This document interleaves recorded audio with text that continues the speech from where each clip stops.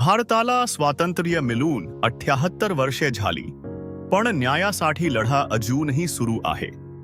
Paper leak, बेरोजगारी आणि तुटलेली स्वप्नेही आजही अनेक विद्यार्थ्यांची वाट पाहत आहेत.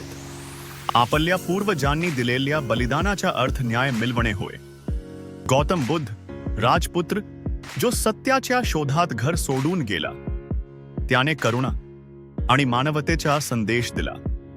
सम्राट अशोकाने कलिंग युद्धानंतर तलवार खाली ठेवली आणि लोक कल्याणाचा मार्ग स्वीकारला. सर्वात मोठा विजय म्हणजे माणसाच्या मनाचा विजय, असे त्यांनी शिकवले.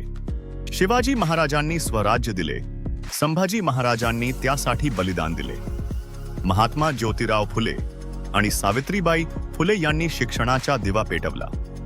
शाहू महाराजांनी सामाजिक न्यायाचा मार्ग दाखवला. डॉक्टर बाबासाहेब आंबेडकरांनी संविधानाद्वारे समानतेचा अधिकार दिला.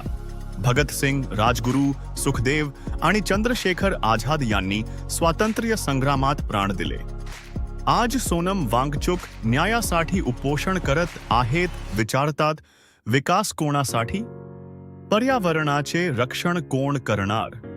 लोकांचा आवाज कोण ऐकणार?